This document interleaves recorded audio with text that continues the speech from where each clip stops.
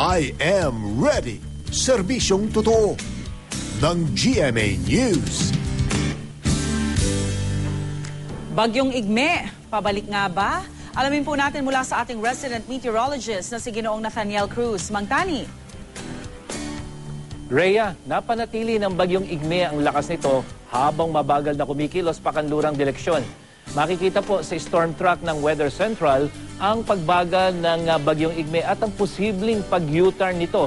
At kahapon, inaasahan kasi itong tumama na sana sa China, pero ngayon po ay tinitingnan na natin ang posibilidad na lumiko ito at bumalik nga sa ating bansa. Makikita natin ito yung area of uncertainty.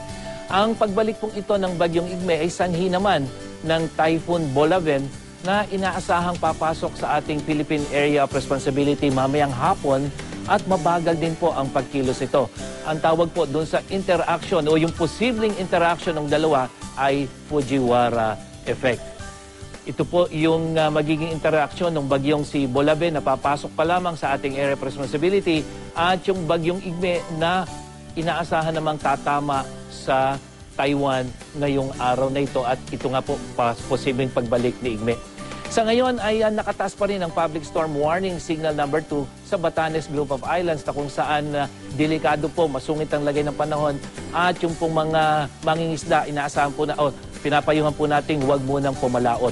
Huling namataan ng pag-asa ang Bagyong Igme sa layong 270 kilometers north-northeast ng Basco, Batanes. Taglay pa rin ito ang lakas ng hangin na 130 kilometers per hour near the center at bugsong aabot sa 160 kilometers per hour. Samantala, narito naman po magiging lagay ng panahon ngayong araw na ito sa Luzon. Asahan po natin ang kalat-kalat na mga pag-ulan, lalong-lalo na dito sa Southern Luzon. Hanggang dito po yan sa may Bicol region. At ito po ay sanhi ng hanging habagat. At ganun din sa Mindanao, Visayas muna po, kalat-kalat na mga dagliang pag-ulan at pagkulog-pagkidlat ang mararanasan. Gayun din po sa Mindanao, may mga pag-ulan sa mas malaking bahagi nito. At para sa karagdagang detalye, kaugnay sa lagay ng panahon, pumunta lang sa GMA News weather page na www.gmanetwork.com/news/weather. O kaya naman po ay sa aming Facebook page na facebook.com/GMA Weather. Ano man ang panahon, magplano, magsiguro, makibalita sa GMA Weather.